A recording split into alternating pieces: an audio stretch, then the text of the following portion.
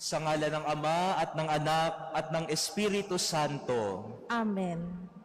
Ang biyaya ng ating Panginoong Hesukristo, ang pag-ibig ng Diyos Ama at ang pakikipagkaisa ng Espiritu Santo naway sumainyong lahat. At sumainyo rin. Mga minamahal na kapatid, sa ating huling araw ng ating pagsisimbang gabi,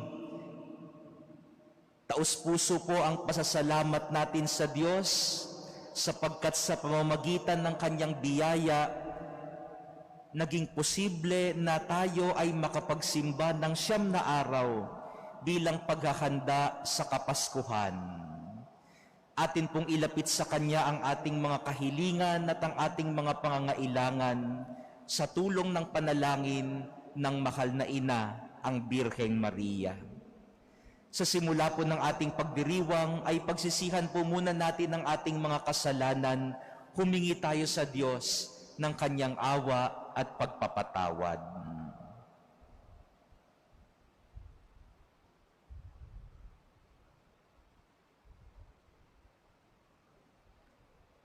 Panginoong Hesus, pinagaling mo ang mga may sakit. Panginoon, kaawaan mo kami. Panginoon, kaawaan mo kami. Panginoong Hesus, pinatawad mo ang aming mga kasalanan. Kristo, kaawaan mo kami. Kristo, kaawaan mo kami. Panginoong Hesus, ibinibigay mo sa amin ng iyong katawan at dugo bilang pagkain at inumin. Panginoon, kaawaan mo kami. Panginoon, kaawaan mo kami. Kaawaan tayo ng makapangyarihang Diyos, patawarin tayo sa ating mga kasalanan at patnubayan tayo sa buhay na walang hanggan. Amen. Papuri sa Diyos sa kaitaasan.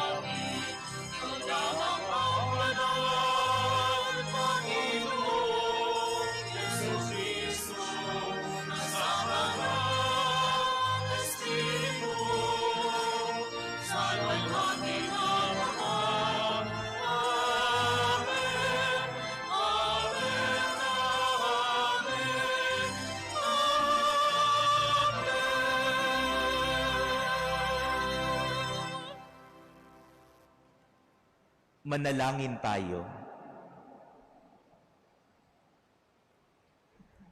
Panginoong Hesus, dumating ka nawa at huwag nang magluwat sa mga nagtitiwala sa iyong pag-ibig na matapat, makapagbigay galak nawa ang iyong pagparito. Kasama ng Ama at ng Espiritu Santo, magpasawalang hanggan. Amen. Magsiupo po ang lahat. Pagbasa mula sa ikalawang aklat ni Samuel. Si David ay panatag nang nakatira sa kanyang bahay. Sa tulong ng Panginoon, hindi na siya ginambala ng kanyang mga kaaway. Tinawag niya si Nathan at sinabi, "Nakikita mong nakatira ako sa tahanang sedro, ngunit ang kaba ng tipan ay sa tolda lamang. Sumagot si Natan, "Isagawa mo ang iyong iniisip, sapagkat ang Panginoon ay sumasa iyo." Ngunit ng gabing iyo'y sinabi ng Panginoon kay Natan, "Ganito ang sabihin mo kay David, ipagtatayo mo ba ako ng tahanan? Inalis kita sa pagpapastol ng tupa upang gawing pinuno ng bayang Israel. Kasama mo ako saan mang dako, at lahat mong mga kaaway ay aking nilipol. Gagawin kong dakila ang iyong pangalan, tulad ng mga dakilang tao sa daigdig. Bibigyan ko ang Israel ng kanyang lupa at doon ko patitirahin. Wala nang gagambala sa kanila roon. Wala nang aalipin sa kanila tulad noong una, buhat nang maglagay ako ng hukom nila. Magiging payapa ka sapagkat wala nang gagambala sa iyo. Bukod dito, akong Panginoon ay nagsasabi sa iyo, patatatagin ko ang iyong sambahayan. Pagkamatay mo, isa sa iyong mga anak ang ipapalit ko sa iyo. Patatatagin ko ang kaniyang kaharian. Kikilanlin ko siyang anak, at ako namay magiging ama niya. Magiging matatag ang iyong sambahayan. Ang iyong kahari ay hindi mawawaglit sa aking paningin, at mananatili ang iyong trono. Ang salita ng Diyos. Salamat sa Diyos. Pag-ibig mong walang maliw ay lagi kong sasambitin. Pag-ibig mong walang maliw ay lagi kong sasambitin. Pag-ibig mo poon na di nagmamaliw, ang sa tuwi-tuwina'y aking aawitin. Ang katapatan mo'y laging sasambitin. Yaong pag-ibig mo'y walang katapusan, sintatag ng langit ang iyong katapatan. Pag-ibig mong walang maliw ay lagi kong sasambitin. Sabi mo poon, ikaw ay may tipan, na iyong ginawa kay David mong hirang, at ito ang iyong pangakong iniwan. Isa sa lahi mo'y laging maghahari, ang kaharian mo ay mamamalagi. Pag-ibig mong walang maliw ay lagi kong sasambitin. Gagawin ko siyang anak na panganay, mataas na hari nitong daigdigan. Laging maghahari ang isa niyang angkan, sintatag ng langit yaong kaharian. Pag-ibig mong walang maliw ay lagi kong sasambitin. Magsitayo po ang lahat.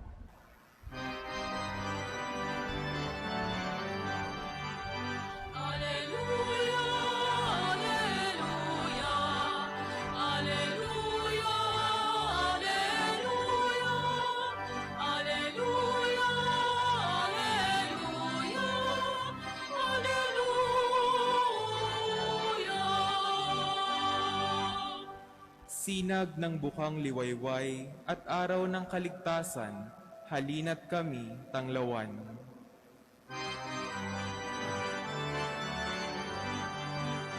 Alleluia, alleluia, alleluia, alleluia, alleluia, alleluia, alleluia.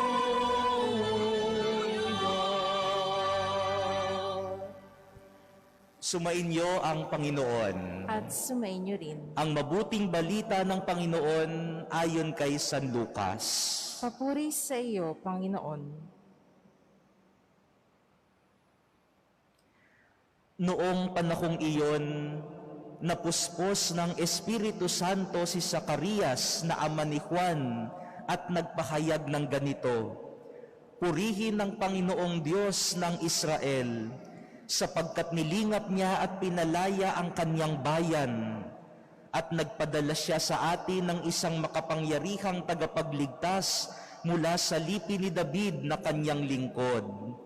Ipinangako niya sa pamamagitan ng kanyang mga banal na propeta noong una na ililigtas niya tayo sa ating mga kaaway at sa kamay ng lahat ng napupuot sa atin.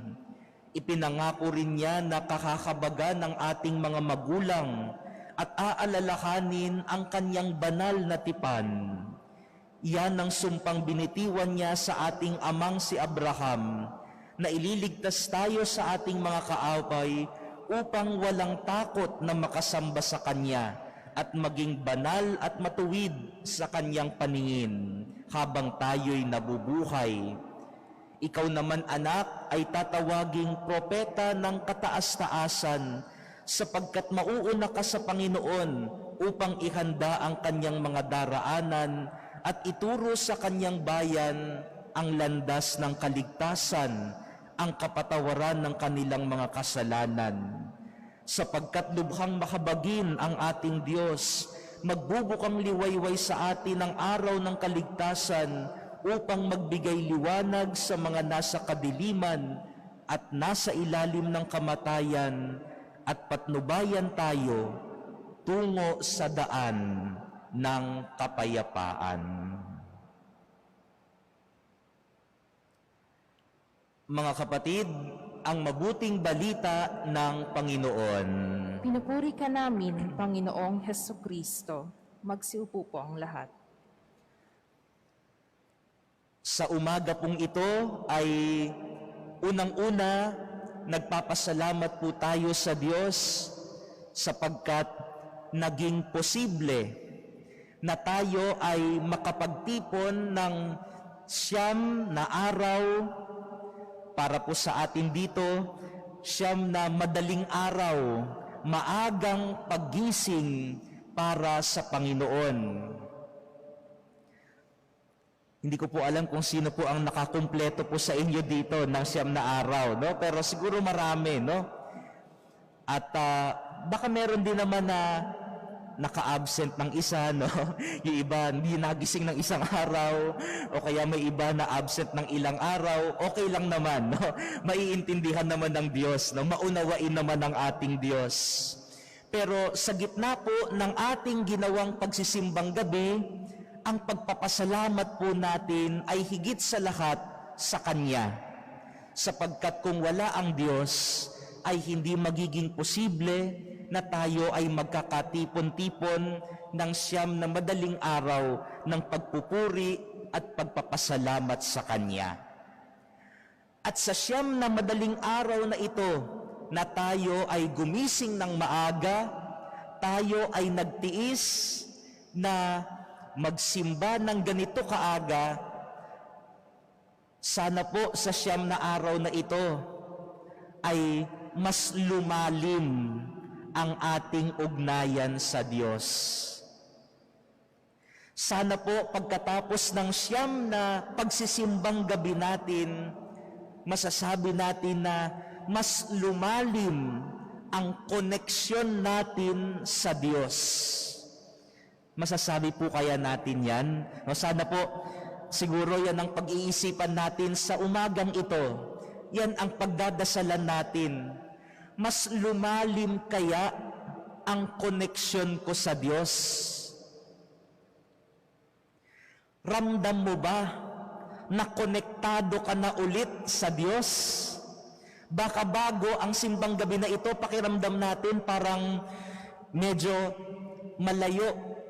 malayo tayo sa Diyos. Pero dahil sa 9 na araw na sunod-sunod tayong nagsisimba, sana ngayong araw na ito na huling araw na, masasabi natin, Panginoon, salamat po.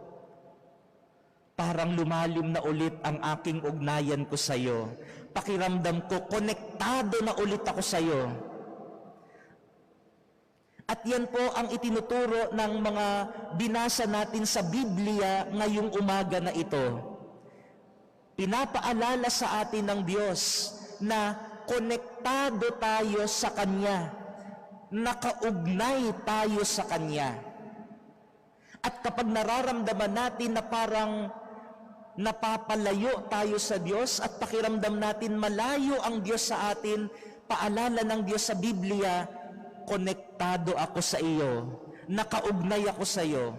At tuwing lalapit ka sa akin, magdarasal ka sa akin, naroon ang koneksyon natin.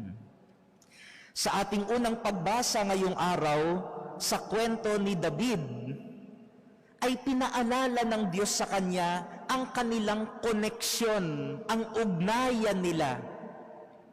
Sabi ng Diyos kay David, hindi mo ba naaalala, bago ka pa naging hari, ay isa ka lamang ordinaryong pastol, nag-aalaga ng tupa.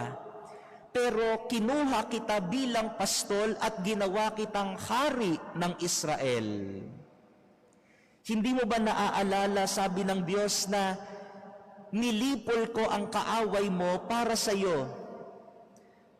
Naalala niyo ba kung sino yung kalaban ni David? Yung higante? Si Goliath. The famous story of David and Goliath.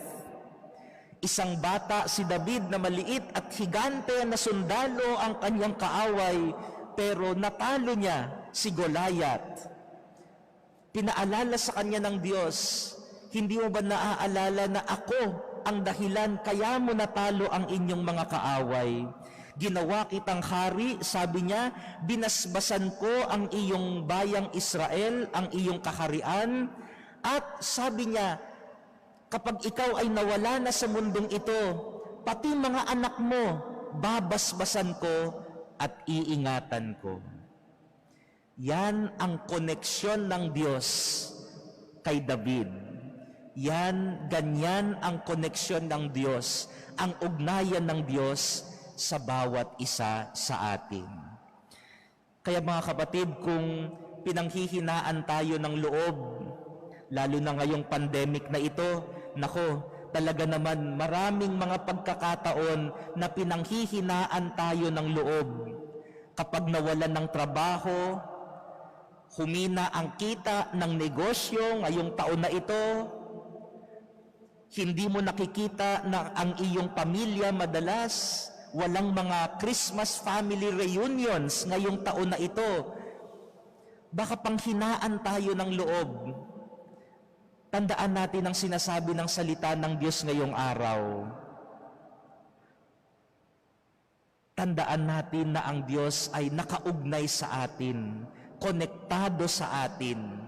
At bagaman sa panahon ng pandemic na ito ay madali tayong panghinaan ng loob, ang sabi ng Diyos, tumawag lamang kayo sa akin at tandaan ninyo, konektado at nakaugnay ako sa inyo. Tandaan ninyo ang aking mga pangako, tandaan ninyo ang aking mga nagawang kabutihan para sa inyo at sa inyong salit-saling lahi. At mga kapatid, kapag tayo ay nakaugnay sa Diyos, gayon din naman, pinapaalala din sa atin na nakaugnay din tayo sa bawat isa. Kung paanong ang Diyos ay nakaugnay sa atin, kapag tayo ay konektado sa Diyos, tayo rin ay konektado sa bawat isa. Naalala niyo po siguro yung balita noong isang araw, yung tungkol sa mag-ina na pinaslang, no, sa Tarlac. Ang dami ho ang nag-react. Marami ho ang nagpahayag ng kanilang pagkadismaya sa nangyari.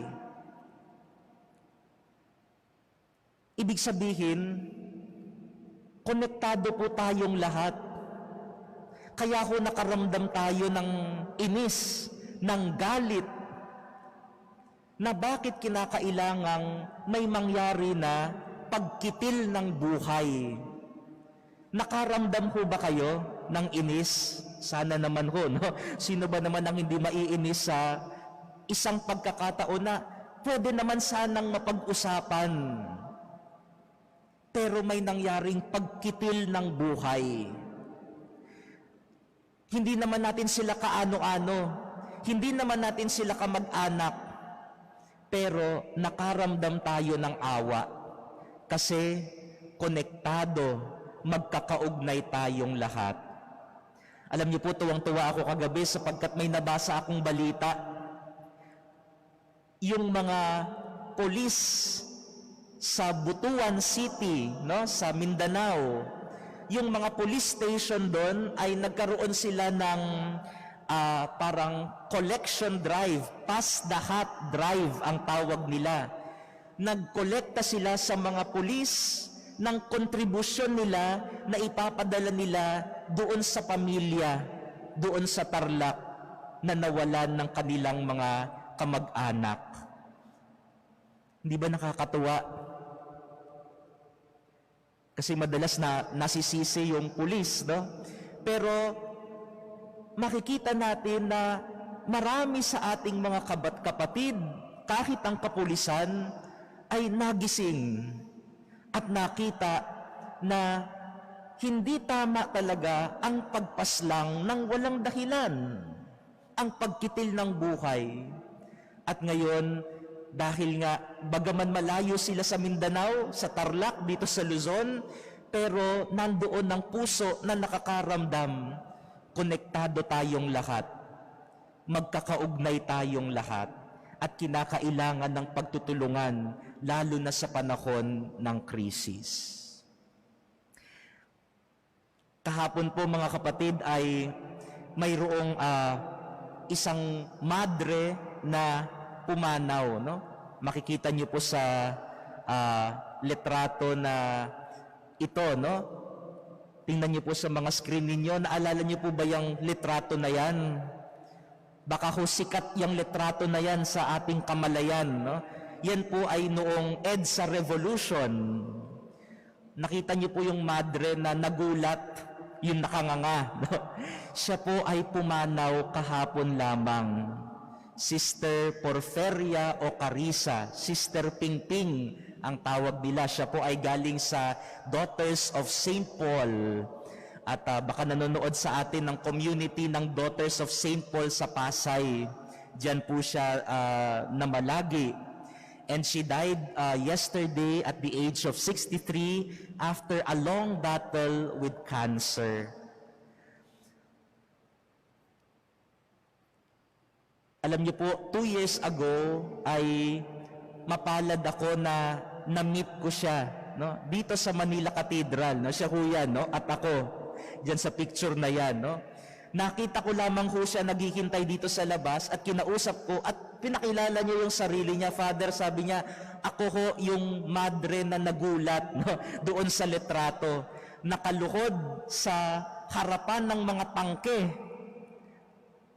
Nagro-rosaryo kami, kaharap ng mga tangke at mga sundalo na may makakabang baril na nakaharap sa amin.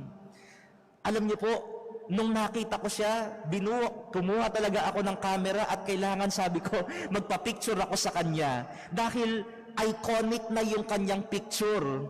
At ako po'y pinanganak pagkatapos ng EDSA Revolution. No? Di ko na ko inabot ang EDSA Revolution. I was born April 1986. Ang EDSA Revolution ay February 1986. Wala na ho akong kamalayan. Hindi ko na ho natatandaan ano ang EDSA Revolution, ano ang martial law. Hindi ko alam paano mabuhay ng mayroong martial law. Pero dahil sa madre na yan, dahil sa kanyang ginawa, sa katapangan niya na kaya niyang magrosaryo sa harapan ng isang tangke, kahit na may banta na sila ay patayin, kaya niyang maging matapang at magdasal. Konektado ho tayo. Hindi ko man naabot ang EDSA Revolution sa pamamagitan ni Sister Pingping. Naging konektado ako sa biyaya ng Diyos ng kalayaan. Mga kapatid, ito po sana ang ating tandaan sa huling araw na ito ng simbang gabi. Konektado tayo sa Diyos. Nakaugnay tayo sa Diyos. At ang Diyos ay magbibigay sa atin ng kanyang pangako at pagpapala basta tayo'y konektado at nakaugnay sa Kanya. At huwag din natin kalilimutang nakaugnay tayo sa bawat isa. Pinapasa natin sa bawat henerasyon ang biyaya ng Diyos, ang biyaya ng kalayaan, ang biyaya ng kanyang pagpapala. Sana po sa 9 na araw na ito ay lalong lumalim ang ating ugnayan sa Diyos, nang sa gayon ay lalo tayong maging bukas sa kanyang pagpapala. At sana sa 9 na araw din na ito, mas lumalim din ang ugnayan po natin sa bawat isa. Maramdaman ko sana natin ngayong Pasko na magkakaugnay po tayo.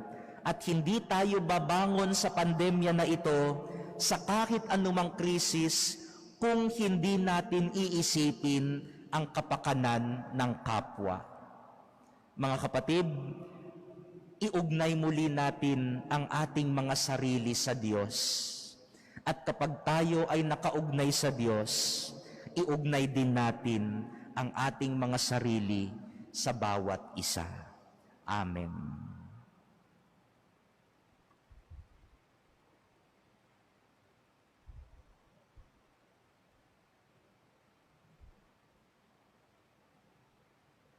Lahat.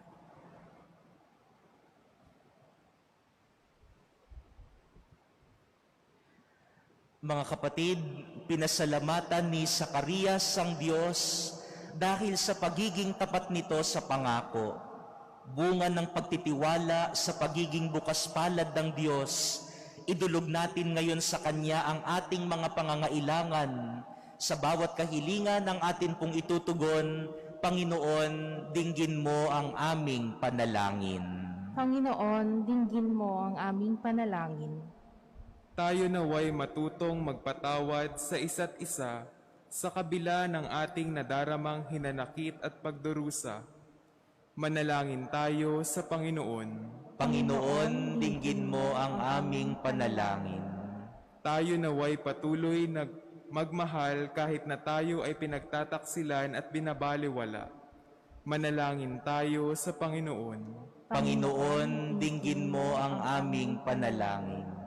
Tayo naway higit na gumawa ng kabutihan kahit na tayo ay inaalipusta at hindi inuunawa. Manalangin tayo sa Panginoon. Panginoon, dinggin mo ang aming panalangin. Tayo naway manatiling magpakatotoo sa kabila ng mga pagkutya at di pagtanggap sa atin. Manalangin tayo sa Panginoon. Panginoon, dinggin mo ang aming panalangin. Ang mga mahal natin sa buhay na namayapa na ay makapasok nawa sa ipinangakong kahariang walang hanggan. Manalangin tayo sa Panginoon. Panginoon, dinggin mo ang aming panalangin. Tahimik po nating idalangin ngayon ang ating mga pansariling kahilingan, ang mga intensyong inialay sa misang ito, at mag-alay din po tayo ng panalangin para sa ating bayan.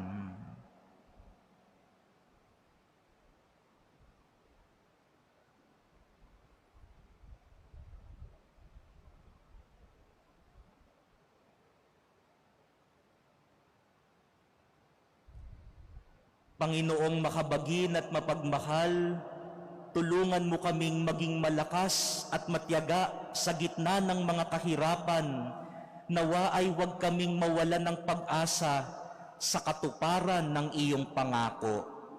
Hinihiling po namin ito sa pamamagitan ni Kristong aming Panginoon. Amen. Magsiupo po ang lahat.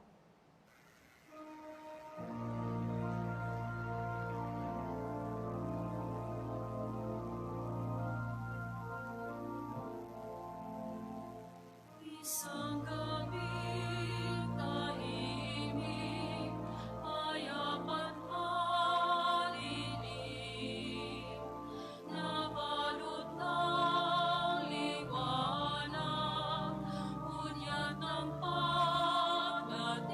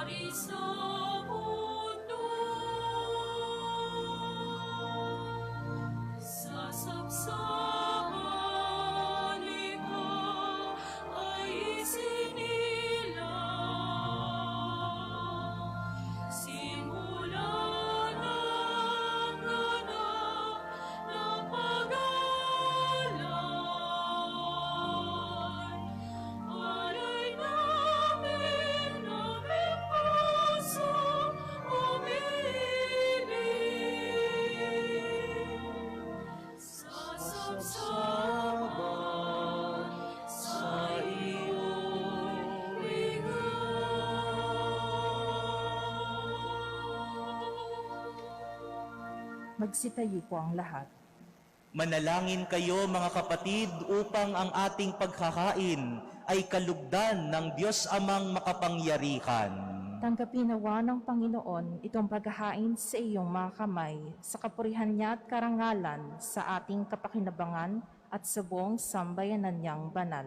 Ama naming lumikha, ang mga alay namin ay iyong tanggapin upang ang paghahain sa ikapagpapatawad ng mga kasalanan ay mapakinabangan namin. Pagindapatin nawa nito na aming panabikan ang pagdating ng iyong anak ng may dalisay na kalooban. Sa pamamagitan niya kasama ng Espiritu Santo, magpasawalang hanggan. Amen. Sumainyo ang Panginoon. At sumainyo rin. Itaas sa Diyos ang inyong puso at diwa. Itinaas na namin sa Panginoon. Pasalamatan natin ang Panginoong ating Diyos. Marapat na siya ay pasalamatan. Ama naming makapangyarihan, tunay ngang marapat na ikaw ay aming pasalamatan sa pamamagitan ni Jesucristo na aming Panginoon. Ang pagsusugo mo sa Kanya ay ipinakayag ng lahat ng mga propeta. Ang pagsilang niya ay pinanabikan ng mahal na Birheng, Kanyang inang tunay, sa kapangyarihan ng Espiritong Banal. Ang pagdating niya ay inilahad ni San Juan Bautista sa kanyang pagbibinyag. Ngayong pinagkakandaan namin ng maligayang araw ng kanyang pagsilang, kami ay nananabik at nananalangin lubos na makaharap sa kanyang kadakilaan. Kaya kaisa ng mga anghel na nagsisiawit ng papuri sa iyo nang walang humpay sa kalangitan, kami nagbubunyi sa iyong kadakilaan. Santo, Santo, Santo, Panginoong Diyos ng mga hukbo, napupuno ang langit at lupa ng kadakilaan mo, o sana sa kaitaasan. Pinagpala ang naparirito sa ngalan ng Panginoon, o sana sa kaitaasan. Magsiluhod po ang lahat.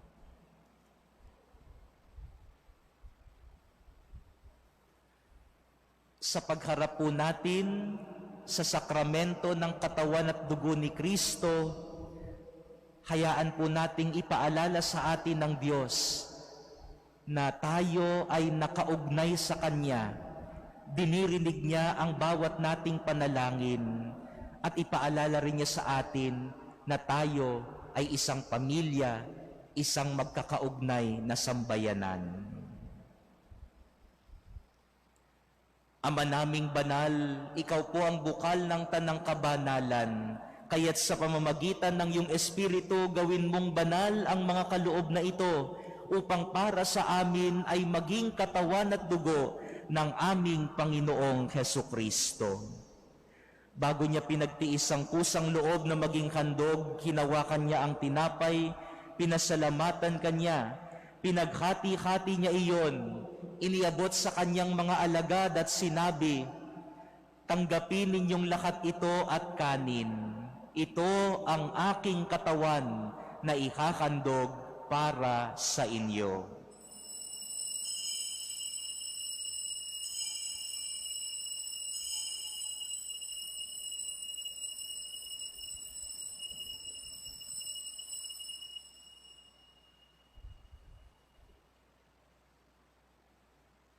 Gayon din naman noong matapos ang hapunan, hinawakan niya ang kalis. Muli kanyang pinasalamatan, iniabot niya ang kalis sa kanyang mga alagad at sinabi, "Tanggapin ninyong lahat ito at inumin. Ito ang kalis ng aking dugo ng bago at walang hanggang tipan. Ang aking dugo na ibubuhos para sa inyo at para sa lahat sa ikapagpapatawad ng mga kasalanan.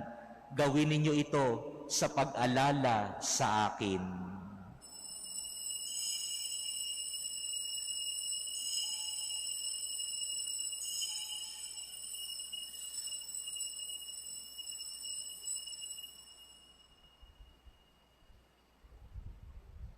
Magsitayo po ang lahat. Ipagbunyi natin ang misteryo ng pananampalataya. Si Kristo'y namatay, si Kristo'y nabuhay, si Kristo'y babalik sa wakas ng panahon. Ama, ginagawa po namin ngayon ang pag-alala sa pagkamatay at muling pagkabuhay ng iyong anak. Kaya't iniaalay po namin sa iyo ang tinapay na nagbibigay buhay at ang kalis na nagkakaloob ng kaligtasan. Kami po'y nagpapasalamat dahil kami ay iyong minarapat na tumayo sa harap mo para maglingkod sa iyo. Isinasamo po namin na kaming magsasalo-salo sa katawan at dugo ni Kristo ay mabuklod sa pagkakaisa sa pamamagitan ng Espiritu Santo. Ama, lingapin mo ang iyong simbahang laganap sa buong daigdig. Puspusin mo kami sa pag-ibig kaysa ni Francisco naming Papa at ni Broderick naming tagapangasiwa at ng Tanang Kaparian. Alalahanin mo rin ang mga kapatid naming nahimlay nang may pag-asang sila'y muling mabubuhay. Gayon din ang lahat ng mga pumanaw. Kawaan mo sila at patuluyin sa iyong kaliwanagan. Kawaan mo at pagindapatin kaming lahat na makasalo sa iyong buhay na walang wakas. Kaysa ng mahal na Birheng Maria na ina ng Diyos, ng kanyang kabiyak ng puso sa San Jose. Kaysa ng mga apostol at ng lahat ng mga banal na namuhay dito sa daigdig ng kalugod-lugod sa iyo. May pagdiwang nawa namin ang pagpupuri sa ikararangal mo sa magitan ng iyong anak na aming Panginoong Jesucristo. Sa pamamagitan ni Kristo, kasama niya at sa Kanya, ang lahat ng parangal at papuri ay sa iyo, Diyos amang makapangyarihan, kasama ng Espiritu Santo, magpasawalang hanggan. Amen. Bilang nagkakaisang pamilya ng Diyos, tumawag po tayo sa ating iisang Ama sa langit.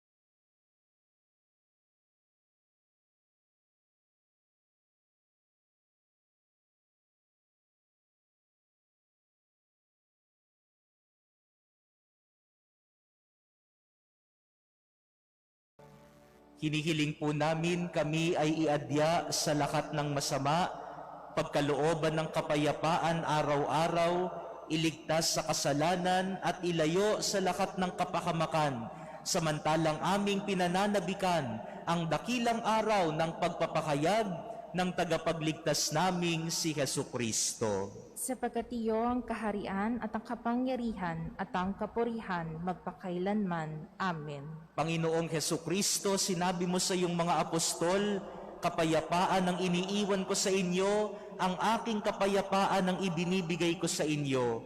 Tunghayan mo po ang aming pananampalataya at huwag ang aming mga pagkakasala. Pagkalooban mo kami ng kapayapaan at pagkakaisa ayon sa iyong kalooban, kasama ng Espiritu Santo, magpasawalang hanggan. Amen. Ang kapayapaan ng Panginoon ay laging sumainyo. At sumaiyo rin. Magbigayan po kayo ng kapayapaan sa isa't isa.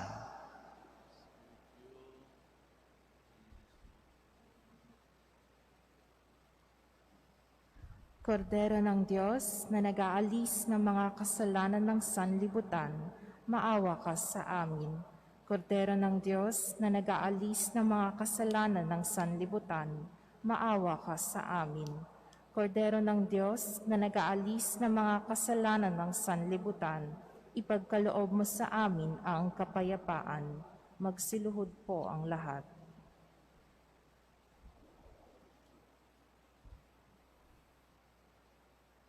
Ito ang kordero ng Diyos. Ito ang nag-aalis ng mga kasalanan ng sanlibutan. Mapalad tayong tinatawag niya upang tumanggap sa Kanya. Panginoon, hindi ako karapat-dapat na magpatuloy sa iyo, ngunit sa isang salita mo lamang ay gagaling na ako.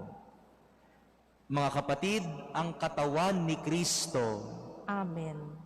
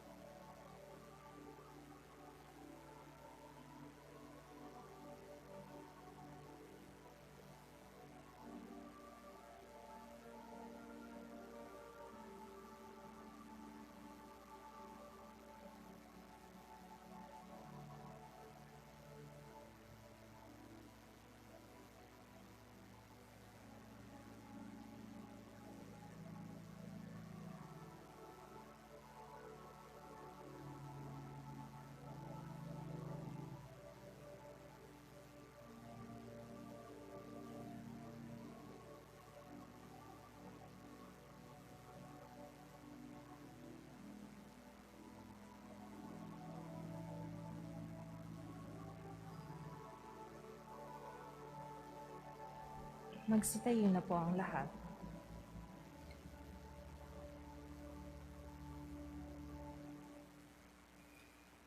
Manalangin tayo.